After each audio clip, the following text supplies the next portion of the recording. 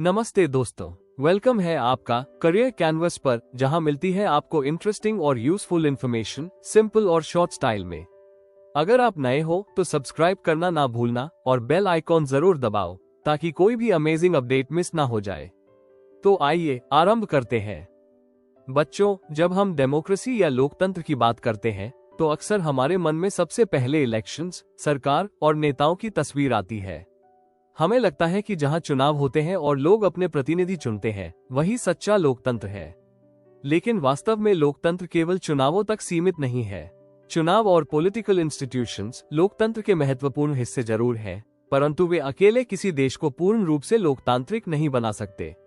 लोकतंत्र को सचमुच मजबूत बनाने के लिए नागरिकों को कुछ बेसिक राइट्स यानी मूल अधिकार भी मिलने चाहिए, जो उनकी स्वतंत्रता, समानता और सम्मान की रक्षा करते हैं। इन्हीं अधिकारों को हम डेमोक्रेटिक राइट्स कहते हैं। लोकतांत्रिक अधिकार इसलिए बहुत महत्वपूर्ण होते हैं क्योंकि वे सरकार की शक्ति पर नियंत्रण रखते हैं। यदि किसी देश की सरकार जनता द्वारा चुनी गई है, तब भी वो सरकार नागरिकों के मूल अधिकारों का उल्लंघन नहीं कर सकती। लोकतंत्र का असली अर्थ यही है कि हर व्यक्ति को फ्रीडम, इक्वालिटी और डिग्निटी के साथ जीने का अवसर मिले। यदि सरकार लोगों की आवाज दबाने लगे, उनके विचार व्यक्त करने की स्वतंत्रता छीन ले या उन्हें न्याय से वंचित कर दे, तो वह लोकतंत्र की भावना के खिलाफ होता है। भारत का कॉन्स्टिट्यूशन नागरिकों को कई फंडामेंटल राइट्स प्रदान करता है। ये अधिकार नागरिकों को अपने विचार व्यक्त करने, अपनी पसंद का धर्म अपनाने, सरकार की आलोचना करने, राजनीतिक गतिविधियों में भाग लेने और अपने अधिकारों की रक्षा के लिए अदालत में जाने की अनुमति देते हैं। उदाहरण के लिए right to freedom, right to equality, right to constitutional remedies आदि अधिकार नागरिकों को ये भरोसा दिलाते हैं कि उनके साथ अन्याय नहीं होगा। लोकतांत्रिक अधिकार नागरिकों को केवल सुरक्षा ही नहीं देते, बल्कि उन्हें सक्रिय और जागरूक नागरिक बनने के लिए भी प्रेरित करते हैं। जब लोगों को अधिकार मिलते हैं, तब वे अपने समाज और देश के विकास में खुलकर भाग लेते हैं। वे अपनी समस्याएं सरकार के सामने रख सकते हैं, गलत नीतियों का विरोध कर सकते हैं और बेहतर शासन की मांग कर सकते हैं। इस प्रकार लोकतांत्रिक अधिकार किसी भी लोकतंत्र की फाउंडेशन यानी नींव होते हैं। ये अधिकार यह सुनिश्चित करते हैं कि सत्ता में बैठे लोग अपनी शक्ति का दुरुपयोग न करें और हर नागरिक सम्मान और न्याय के साथ जीवन जी सके। बच्चों, अब एक क्षण के लिए कल्पना कीजिए कि यदि किसी समाज में लोगों को कोई अधिकार ही न दिए जाए तो जीवन कैसा होगा। यदि लोगों को बोलने की स्वतंत्रता न हो, न्याय पाने का अधिकार न हो या अपनी पसंद से जीवन जीने की आजादी न हो, तो वह समाज भय, अन्याय और असमानता से भर जाएगा। अधिकारों के बिना मनुष्य का जीवन सुरक्षित नहीं रह सकता, क्योंकि तब सरकार या शक्तिशाली लोग अपनी शक्ति का दुरुपयोग कर सकते हैं। इतिहास में कई ऐसे उदाहरण मिलते हैं जहां लोगों को उनके अधिकार नहीं दिए गए और उन्हें गंभीर कठिनाइयों का सामना करना पड़ा। ऐसे उदाहरण हमें ये समझने में मदद करते हैं कि लोकतांत्रिक अधिकार कितने आवश्यक हैं। सबसे पहले हम ग्वांटानामो बे का उदाहरण लेते हैं। वर्ष 2001 में सितंबर 11 टेररिस्ट अटैक्स के बाद अमेरिका की सरकार ने कई लोगों को आतंकवाद के शक में गिरफ्तार किया। इन लोगों को ग्वांटानामो बे डिटेंशन सेंटर में रखा गया, जो क्यूबा में स्थित है। इन कैदियों को कई वर्षों तक बिना किसी उचित ट्रायल के बंद रखा गया। उन्हें अपने परिवार से मिलने की अनुमति नहीं दी गई, न ही वे किसी लॉयर से सलाह ले सके। सबसे गंभीर बात यह थी कि वे अदालत में जाकर अपनी गिरफ्तारी को चुनौती भी नहीं दे सकते थे। दुनिया भर की ह्यूमन राइट्स ऑर्गेनाइजेशंस ने इस स्थिति की कड़ी आलोचना की, क्योंकि यह राइट टू फेयर ट्रायल और प्रोटेक्शन अगेंस्ट अनलॉफुल डिटेंशन जैसे मूल अधिकारों का उल्लंघन था। इस घटना ने पूरी दुनिया को ये सोचने पर मजबूर किया कि यदि अधिकारों की रक्षा न हो तो सबसे शक्तिशाली देश में भी अन्याय हो सकता है। दूसरा उदाहरण सऊदी अरेबिया का है। इस देश में लोकतांत्रिक राजनीतिक व्यवस्था नहीं है। यहाँ नागरिकों को अपने नेताओं को चुनने के लिए इलेक्शंस में भाग लेने का अधिकार नहीं है। राजनीतिक दलों की अनुमति नहीं है और सरकार की खुलकर आलोचना करना भी संभव नहीं है। फ्रीडम ऑफ स्पीच और पॉलिटिकल पार्टिसिपेशन पर कई प्रकार की सीमाएं हैं। जब लोगों को अपनी राय व्यक्त करने की स्वतंत्रता नहीं मिलती, तो समाज में डर और असंतोष पैदा होता है। लोग अपनी समस्याओं को सरकार के सामने खुलकर नहीं रख सकते और सरकार की नीतियों को चुनौती देना भी कठिन हो जाता है। इससे ये स्पष्ट होता है कि लोकतांत्रिक अधिकारों की अनुपस्थिति में नागरिकों का जीवन सीमित और नियंत्रित हो जाता है। तीसरा उदाहरण कोसोवो कॉन्फ्लिक्ट का है, जो 1990 के दशक के अंत में हुआ। इस संघर्ष के दौरान एथनिक अल्बेनियंस के साथ गंभीर भेदभाव और हिंसा की घटनाएं हुई। बहुत से लोगों को अपने घर छोड़ने पड़े और उनका जीवन खतरे में पड़ गया। उनके राइट टू लाइफ और सिक्योरिटी जैसे मूल अधिकारों का उल्लंघन हुआ। इस स्थिति को देखते हुए कई अंतर्राष्ट्रीय संगठन और देशों ने हस्तक्षेप किया ताकि वहां शांति स्थापित की जा सके और लोगों के अधिकारों की रक्षा की जा सके। ये घटना इस बात का प्रमाण है कि मानव अधिकारों की रक्षा केवल किसी एक देश का ही नहीं बल्कि पूरे विश्व का दायित्व है। इन सभी उदाहरणों से हमें एक बहुत महत्वपूर्ण शिक्षा मिलती है। जब लोगों को उनके अधिकार नहीं मिलते, तब समाज में अन्याय, भय और असमानता बढ़ जाती है। लोकतांत्रिक अधिकार केवल कानूनी नियम नहीं होते, बल्कि वे मानव सम्मान और स्वतंत्रता की रक्षा करने वाले मजबूत स्तंभ होते हैं। इसलिए हर लोकतांत्रिक देश के लिए यह आवश्यक है कि वह अपने नागरिकों के अधिकारों की रक्षा करे और यह सुनिश्चित करे कि कोई भी व्यक्ति अन्याय का शिकार न बने। बच्चों, जब हम राइट्स यानी अधिकारों की बात करते हैं, तो इसका अर्थ केवल कुछ सुविधाएं या विशेषाधिकार नहीं होता।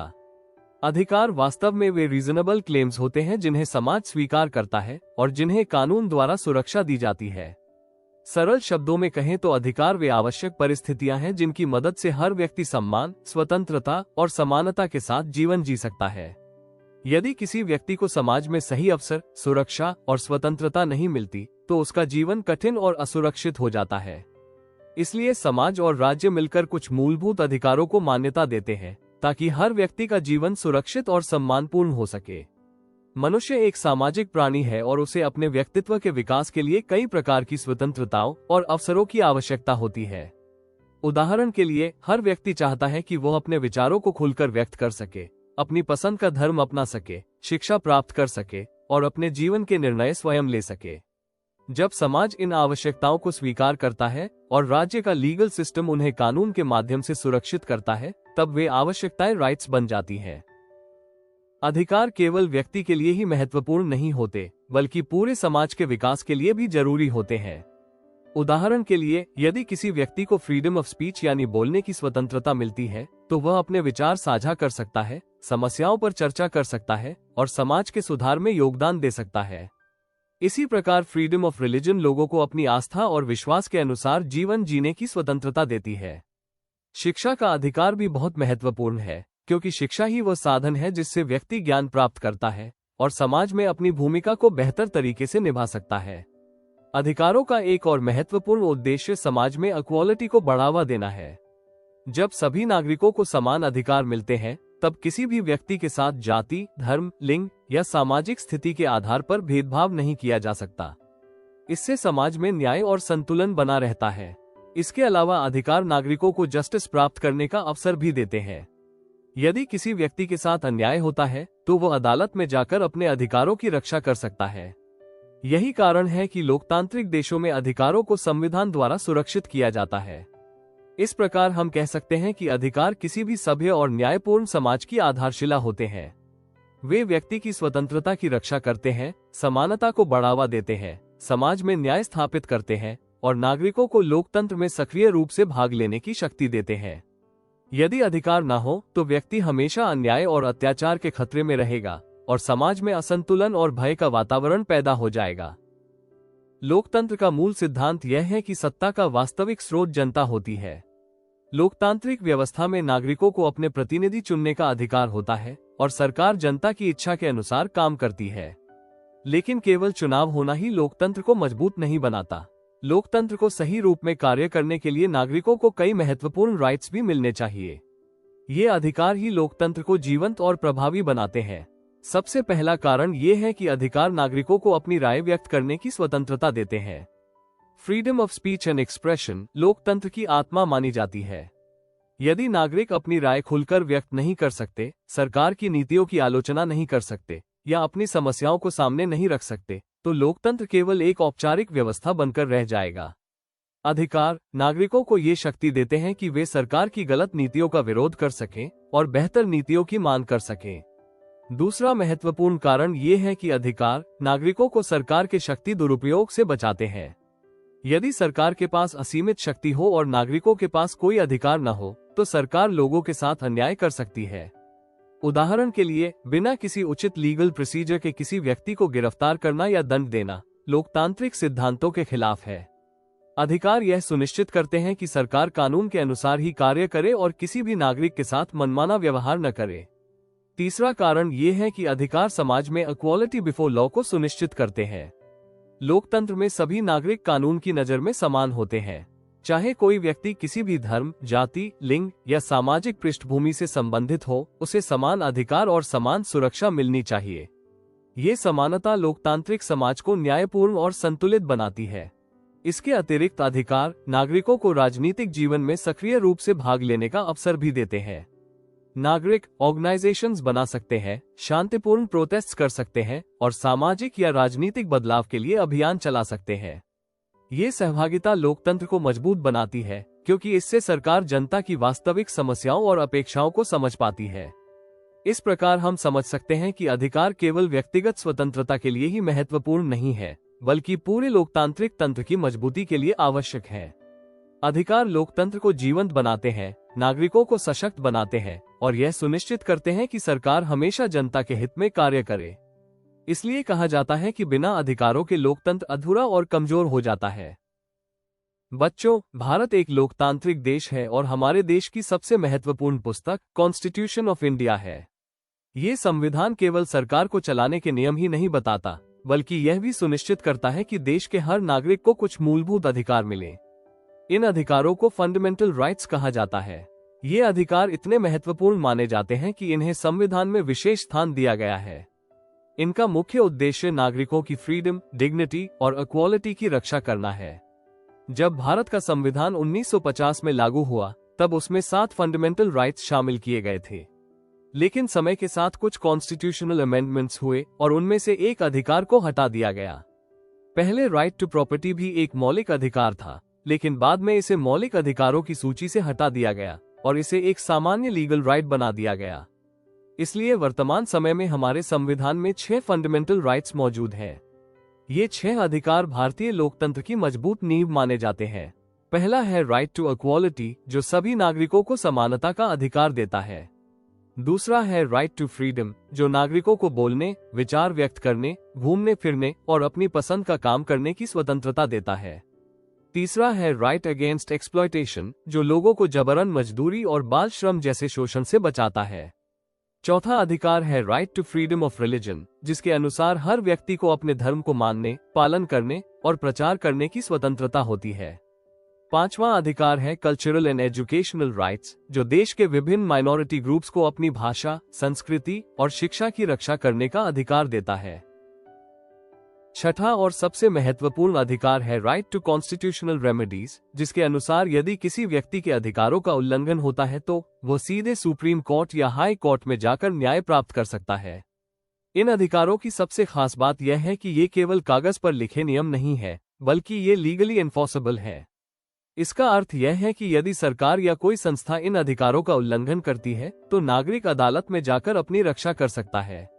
यही कारण है कि डॉक्टर B.R. अम्बेडकर ने राइट टू कॉन्स्टिट्यूशनल रेमेडीज को संविधान की हार्ट एंड सोल कहा था। इस प्रकार फंडामेंटल राइट्स भारतीय लोकतंत्र की आधारशिला है। ये अधिकार नागरिकों को स्वतंत्रता, समानता और न्याय प्रदान करते हैं और यह सुनिश्चित करते हैं कि सरकार अपनी शक्ति का दुरुपयोग न करे। इन अधिकारों की वजह से हर नागरिक सम्मान और सुरक्षा के साथ जीवन जी सकता है। बच्चों, राइट टू इक्वालिटी भारतीय संविधान के सबसे महत्वपूर्ण अधिकारों में से एक है। इस अधिकार का मुख्य उद्देश्य ये सुनिश्चित करना है कि देश के हर नागरिक के साथ कानून के सामने समान व्यवहार किया जाए। इसका अर्थ यह है कि कोई भी व्यक्ति कितना भी अमीर, शक्तिशाली या प्रभावशाली क्यों न हो, कानून की नजर में सभी नागरिक समान होते हैं। इसी प्रकार किसी गरीब या कमजोर व्यक्ति के साथ भी कानून के सामने भेदभाव नहीं किया जा सकता। राइट टू इक्वालिटी के अंतर्गत कई महत्वपूर्ण सिद्धांत शामिल हैं। सबसे पहला सिद्धांत है इक्वालिटी बिफोर लॉ। इसका अर्थ यह है कि भारत में कोई भी व्यक्ति कानून से ऊपर नहीं है। चाहे वो सामान्य नागरिक हो या कोई बड़ा अधिकारी, सभी को कानून का पालन करना ही पड़ता है। दूसरा सिद्धांत है इक्वल प्रोटेक्शन ऑफ लॉज। इसका मतलब है कि कानून सभी नागरिकों को समान सुरक्षा प्रदान करता है। यदि किसी व्यक्ति के साथ अन्याय होता है तो उसे भी वही कानूनी सुरक्षा मिलेगी जो किसी अन्य नागरिक को मिलती है। तीसरा महत्वपूर्ण पहलू है प्रोहिबिशन ऑफ डिस्क्रिमिनेशन। संविधान स्पष्ट रूप से कहता है कि किसी भी व्यक्ति के साथ धर्म, जाति, नस्ल, लिंग या जन्म स्थान के आधार पर भेदभाव नहीं किया जा सकता। ये सिद्धांत भारत जैसे विविधता वाले देश में बहुत महत्वपूर्ण है, क्योंकि यहाँ कई धर्म, भाषाएं और संस्कृतियां मौजूद हैं। इस अधिकार के अंतर्गत एक और महत्वपूर्ण व्यवस्था है equality of opportunity in public employment.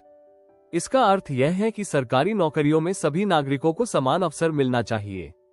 किसी व्यक्ति को केवल उसकी जाति, धर्म या लिंग के आधार पर नौकरी से वंचित नहीं किया जा सकता। इसके अलावा संविधान ने एक बहुत बड़ी सामाजिक बुराई को समाप्त करने का भी प्रयास किया है, जिसे अनटचेबिलिटी कहा जाता है। भारत में सदियों तक कुछ लोगों के साथ केवल उनकी जाति के कारण भेदभाव किया जाता था। संविधान ने एबोलिशन ऑफ अनटचेबिलिटी के माध्यम से इस प्रथा को पूरी तरह अवैध घोषित कर दिया। एक और महत्वपूर्ण प्रावधान है एबोलिशन ऑफ टाइटल्स। इसका अर्थ यह है कि सरकार किसी भी व्यक्ति को ऐसे विशेष टाइटल्स नहीं दे सकती जो समाज में असमानता पैदा करें। उदाहरण के लिए, पहले समय में सर, राय बहादुर जैसे उपाधियां दी जाती थी जो लोगों के बीच भेदभाव को बढ़ाती थी। संविधान ने ऐसी प्रथाओं को समाप्त कर दिया। इस प्रकार राइट टू इक्वालिटी का मुख्य उद्देश्य समाज से भेदभाव को समाप्त करना और सभी नागरिकों के लिए समान अवसर और न्याय सुनिश्चित करना है। यह अधिकार भारत को एक न्यायपूर्ण और समावेशी समाज बनाने में महत्वपूर्ण भूमिका निभाता है, जहां हर व्यक्ति सम्मान और समानता के साथ जीवन जी सके। बच्चों, राइट टू फ्रीडम भारतीय संविधान के सबसे महत्वपूर्ण फंडामेंटल राइट्स में से एक है। यह अधिकार नागरिकों को अपने विचारों, कार्यों और जीवन से जुड़े निर्णयों को स्वतंत्र रूप से करने की आजादी देता है। किसी भी लोकतांत्रिक समाज में स्वतंत्रता का बहुत बड़ा महत्व होता है, क्योंकि यदि लोगों के पास स्वतंत्रता नहीं होगी तो वे अपने विचारों को व्यक्त नहीं कर पाएंगे और समाज में प्रगति रुक जाएगी। इसलिए संविधान ने नागरिकों को कई प्रकार की स्वतंत्रताएं प्रदान की हैं, ताकि वे समाज और लोकतंत्र में सक्रिय रूप से भाग ले सकें। इस अधिकार के अंतर्गत सबसे महत्वपूर्ण स्वतंत्रता है freedom of speech and expression. इसका अर्थ है कि हर नागरिक को अपने विचारों, राय और भावनाओं को खुलकर व्यक्त करने का अधिकार है। लोग अखबारों, भाषणों, लेखों और अन्य माध्यमों के द्वारा अपने विचार समाज और सरकार के सामने रख सकते हैं। ये स्वतंत्रता लोकतंत्र के लिए बहुत आवश्यक है, क्योंकि इससे नागरिक सरकार की नीतियों की आलोचना कर सकते हैं और बेहतर शासन की मांग कर सकते हैं। दूसरी महत्वपूर्ण स्वतंत्रता है फ्रीडम टू असेंबल पीसफुली। इसका अर्थ है कि नागरिक शांतिपूर्ण तरीके से एकत्र होकर अपनी समस्याओं और मांगों को व्यक्त कर सकते हैं। उदाहरण के लिए, लोग किसी नीति के विरोध में शांतिपूर्ण प्रोटेस्ट या सभा आयोजित कर सकते हैं। तीसरी स्वतंत्रता है फ्रीडम टू फॉर्म एसोसिएशंस और यूनियंस। इस अधिकार के माध्यम से लोग अपने समान विचारों वाले लोगों के साथ मिलकर ऑर्गेनाइजेशंस, यूनियंस या पॉलिटिकल ग्रुप्स बना सकते हैं। इससे समाज में सहयोग और सामूहिक प्रयासों को बढ़ावा मिलता है। इसके अलावा नागरिकों को freedom to move freely throughout the country भी दी गई है। इसका अर्थ है कि भारत का कोई भी नागरिक देश के किसी भी भाग में बिना रोक टोक यात्रा कर सकता है। इसी प्रकार freedom to reside in any part of India का अधिकार यह सुनिश्चित करता है कि कोई भी नागरिक देश के किसी भी राज्य या क्षेत्र में जाकर रह सकता है। एक और महत्वपूर्ण स्वतंत्रता है freedom to practise any profession और ऑक्यूपेशन। इसका मतलब है कि हर नागरिक अपनी पसंद का व्यवसाय या पेशा चुन सकता है और अपनी योग्यता के अनुसार काम कर सकता है। हालांकि ये भी समझना जरूरी है कि ये सभी स्वतंत्रताएं पूरी तरह असीमित नहीं होती। संविधान ने इन पर कुछ रीजनेबल रिस्ट्रिक्शंस भी लगाए हैं। ये प्रतिबंध इसलिए लगाए जाते हैं ताकि समाज में पब्लिक ऑर्डर, नेशनल सिक्योरिटी और मोरालिटी बनी रहे। उदाहरण के लिए, कोई व्यक्ति अपनी स्वतंत्रता का उपयोग करके हिंसा या नफरत फैलाने का अधिकार नहीं रखता। इस प्रकार राइट टू फ्रीडम नागरिकों को स्वतंत्र जीवन जीने का अवसर देता है, लेकिन साथ ही यह भी सुनिश्चित करता है कि यह स्वतंत्रता समाज की शांति और सुरक्षा को नुकसान न पहुंचाए। यही संतुलन लोकतंत्र को मजबूत और सुरक्षित बनाता है। बच्चों, भारतीय संविधान ने नागरिकों की सुरक्षा के लिए एक और बहुत महत्वपूर्ण अधिकार प्रदान किया है, जिसे राइट अगेंस्ट एक्सप्लॉयटेशन कहा जाता है। इस अधिकार का मुख्य उद्देश्य लोगों को किसी भी प्रकार के अन्यायपूर्ण और अमानवीय व्यवहार से बचाना है। इतिहास में कई बार कमजोर और गरीब लोगों का शोषण किया गया है, इसलिए संविधान ने इस समस्या को समाप्त करने के लिए विशेष प्रावधान बनाए हैं। इस अधिकार के अंतर्गत सबसे पहले ह्यूमन ट्रैफिकिंग को पूरी तरह प्रतिबंधित किया गया है। ह्यूमन ट्रैफिकिंग का अर्थ है लोगों को खरीदना या बेचना, उन्हें जबरदस्ती काम करवाने के लिए ले जाना या उनका गलत उपयोग करना। यह एक गंभीर अपराध है और संविधान इसे पूरी तरह अवैध घोषित करता है। दूसरा महत्वपूर्ण प्रावधान है फोर्स्ड लेबर का निषेध। इसका अर्थ है कि किसी भी व्यक्ति से उसकी इच्छा के विरुद्ध काम नहीं करवाया जा सकता। पहले समय में कई लोगों से जबरदस्ती काम कराया जाता था, जिसे बग़ भी कहा जाता था। संविधान ने इस प्रथा को समाप्त कर दिया है। इसके अलावा संविधान ने चाइल्ड लेबर पर भी रोक लगाई है, विशेष रूप से हैजर्डस इंडस्ट्रीज में। इसका मतलब है कि छोटे बच्चों से खतरनाक कारखानों या खदानों में काम नहीं कराया जा सकता। बच्चों को शिक्षा और सुरक्षित बचपन का अधिकार है, इसलिए उनका श्रम के लिए शोषण करना कानूनन अपराध है। इस प्रकार राइट अगेंस्ट एक्सप्लॉयटेशन समाज के कमजोर वर्गों की रक्षा करता है और यह सुनिश्चित करता है कि कोई भी व्यक्ति गरीबी या मजबूरी के कारण शोषण का शिकार न बने। यह अधिकार मानव सम्मान और न्याय की रक्षा करने में महत्वपूर्ण भूमिका निभाता है। भारत एक सेक्युलर कंट्री है। इसका अर्थ यह है कि हमारा देश किसी एक धर्म को विशेष महत्व नहीं देता, बल्कि सभी धर्मों को समान सम्मान और स्वतंत्रता देता है। भारत में अलग अलग धर्मों, परंपराओं और आस्थाओं के लोग रहते हैं, जैसे हिंदू, मुस्लिम, सिख, ईसाई, बौद्ध, जैन और कई अन्य धर्मों के अनुयायी। इसलिए हमारे संविधान ने ये सुनिश्चित किया है कि हर व्यक्ति को अपने धर्म के अनुसार जीवन जीने की पूरी स्वतंत्रता मिले। इसी कारण संविधान में right to freedom of religion को एक महत्वपूर्ण फंडामेंटल राइट के रूप में शामिल किया गया है। इस अधिकार के अनुसार हर नागरिक को किसी भी धर्म को फॉलो करने की स्वतंत्रता है। इसका मतलब है कि कोई भी व्यक्ति अपनी इच्छा से किसी भी धर्म को अपना सकता है और उस धर्म के अनुसार जीवन जी सकता है। इसके साथ ही नागरिकों को अपने धार्मिक विश्वासों को प्रैक्टिस करने का अधिकार भी दिया गया है। उदाहरण के लिए, लोग अपने धार्मिक त्योहार मना सकते हैं, पूजा पाठ कर सकते हैं और धार्मिक परंपराओं का पालन कर सकते हैं। इसके अलावा इस अधिकार में प्रोपेगेट रिलीजन की स्वतंत्रता भी शामिल है। इसका अर्थ है कि लोग अपने धर्म के विचारों और शिक्षाओं को दूसरों तक पहुंचा सकते हैं और उनके बारे में जानकारी दे सकते हैं। ये धार्मिक स्वतंत्रता का एक महत्वपूर्ण हिस्सा है। हालांकि ये भी समझना जरूरी है कि धार्मिक स्वतंत्रता पूरी तरह असीमित नहीं होती। यदि कोई धार्मिक गतिविधि समाज की पब्लिक ऑर्डर, मोरालिटी या हेल्थ के लिए खतरा बनती है, तो सरकार उस पर नियंत्रण लगा सकती है।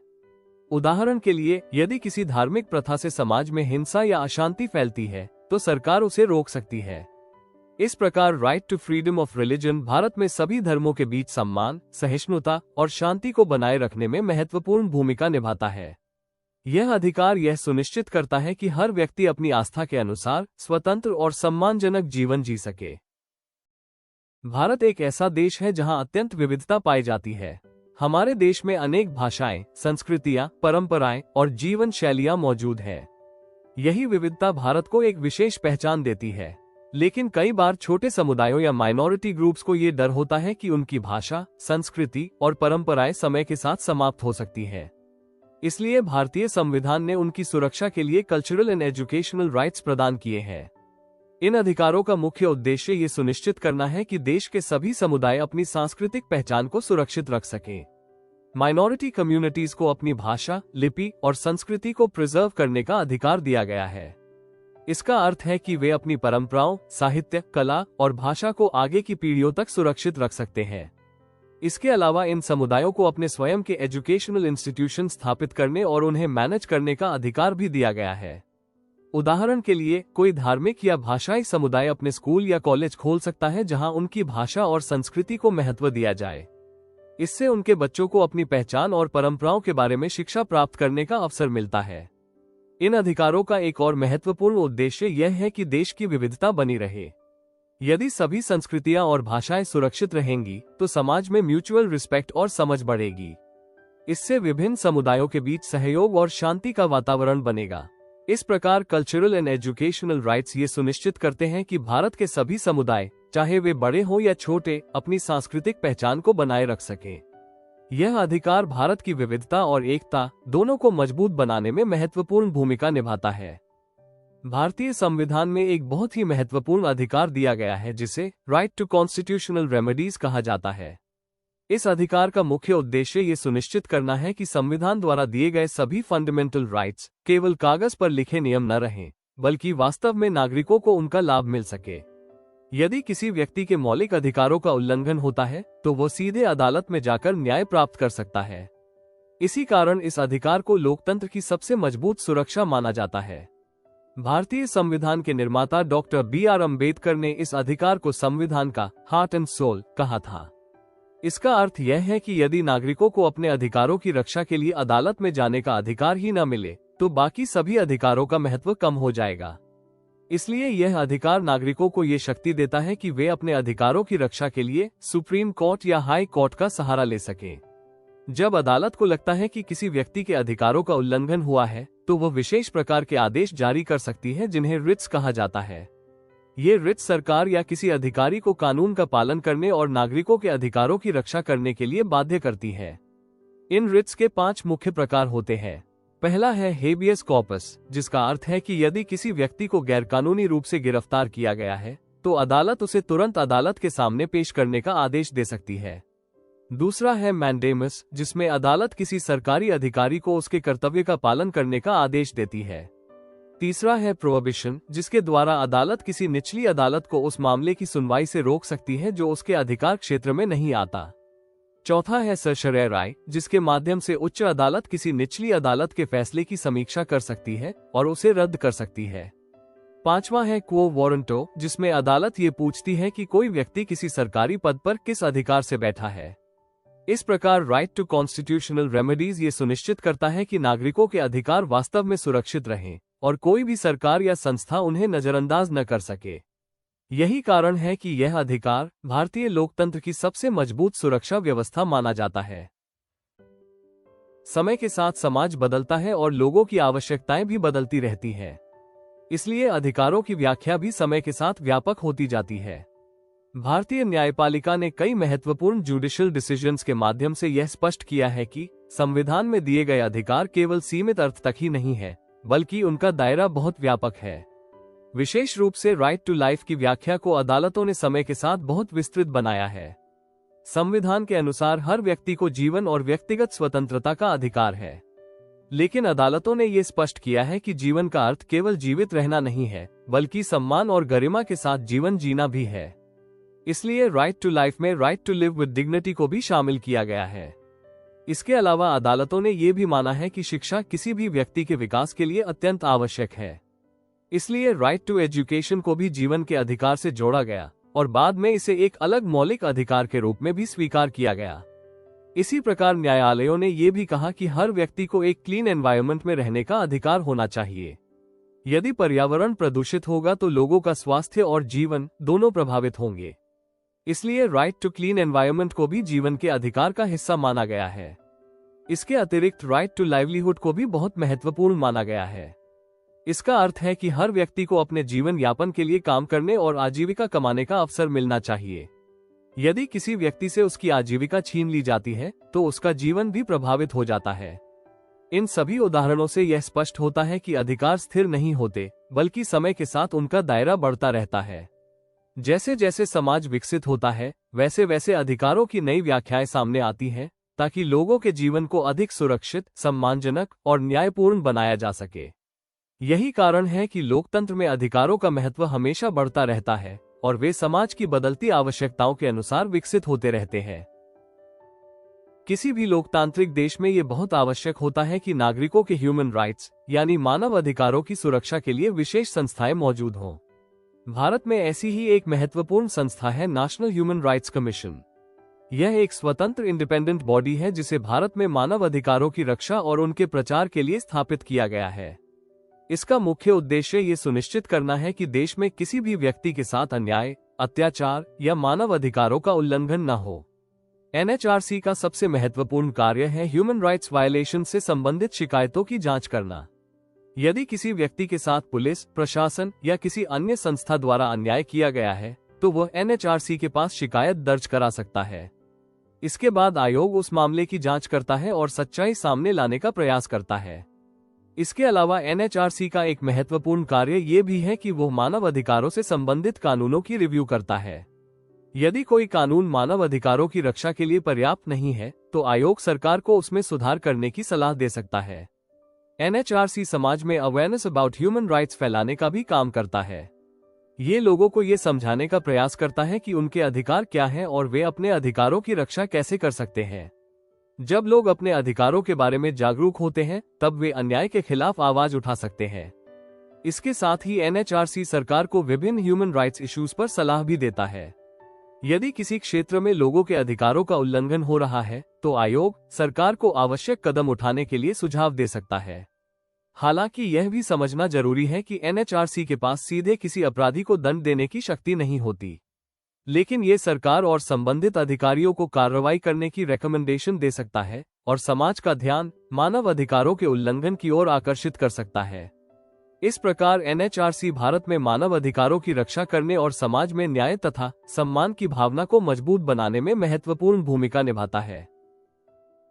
बच्चों, इस पूरे अध्याय से हमें ये समझ में आता है कि डेमोक्रेटिक राइट्स किसी भी लोकतांत्रिक समाज की सबसे महत्वपूर्ण आधारशिला होते हैं। ये अधिकार नागरिकों को स्वतंत्रता, समानता और न्याय प्रदान करते हैं। यदि किसी देश में लोगों को अपने विचार व्यक्त करने की स्वतंत्रता, न्याय प्राप्त करने का अधिकार और समान अवसर नहीं मिलते, तो वह समाज वास्तव में लोकतांत्रिक नहीं माना जा सकता। लोकतांत्रिक अधिकार नागरिकों को सरकार की शक्ति के दुरुपयोग से बचाते हैं। वे ये सुनिश्चित करते हैं कि सरकार हमेशा कानून और संविधान के अनुसार कार्य करे। यदि किसी व्यक्ति के अधिकारों का उल्लंघन होता है तो वह अदालत में जाकर न्याय प्राप्त कर सकता है। यही कारण है कि भारतीय संविधान ने फंडामेंटल राइट्स को विशेष महत्व दिया है। भारत के संविधान द्वारा दिए गए अधिकार जैसे right to equality, right to freedom, right against exploitation, right to freedom of religion, cultural and educational rights और राइट टू कॉन्स्टिट्यूशनल रेमेडीज नागरिकों की स्वतंत्रता और सम्मान की रक्षा करते हैं। ये अधिकार समाज में समानता और न्याय को बढ़ावा देते हैं और यह सुनिश्चित करते हैं कि हर व्यक्ति सुरक्षित और सम्मानजनक जीवन जी सके। दुनिया के कई उदाहरण ये दिखाते हैं कि जब लोगों के अधिकारों को नजरअंदाज किया जाता है या उनका उल्लंघन होता है तो समाज में अन्याय और अत्याचार बढ़ जाते हैं। ऐसे समाजों में लोग भय और असुरक्षा के वातावरण में जीते हैं और उन्हें अपने जीवन के निर्णय लेने की स्वतंत्रता नहीं मिलती। इसलिए अधिकारों की रक्षा करना हर लोकतांत्रिक समाज के लिए अत्यंत आवश्यक है। इसके साथ ही यह भी महत्वपूर्ण है कि नागरिक अपने अधिकारों के प्रति जागरूक रहें। यदि लोग अपने अधिकारों के बारे में जानते हैं तभी वे अन्याय के खिलाफ आवाज उठा सकते हैं और लोकतंत्र को मजबूत बना सकते हैं। एक जागरूक नागरिक ही अपने देश के लोकतंत्र को सशक्त बना सकता है। अंत में हम ये कह सकते हैं कि एक मजबूत लोकतंत्र केवल चुनावों और सरकारी संस्थाओं पर ही निर्भर नहीं करता, वो इस बात पर भी निर्भर करता है कि नागरिकों के अधिकारों की कितनी प्रभावी तरीके से रक्षा की जा रही है। जब समाज में लोकतांत्रिक अधिकारों का सम्मान किया जाता है तब एक ऐसा वातावरण बनता है जहां शांति, न्याय और समानता कायम रहती है। यही एक ऐसे भविष्य की नींव है जो सभी लोगों के लिए फेयर, पीसफुल और इंक्लूसिव हो। Thank you. अगर वीडियो पसंद आया हो तो एक लाइक जरूर कर देना और कमेंट में बताओ आपका क्या थॉट है। चैनल को सब्सक्राइब करो और शेयर करो अपने दोस्तों के साथ। नॉलेज बढ़ाओ फन के साथ। मिलते हैं नेक्स्ट वीडियो में, तब तक के लिए stay curious and keep learning and follow the career canvas, freedom to dream big.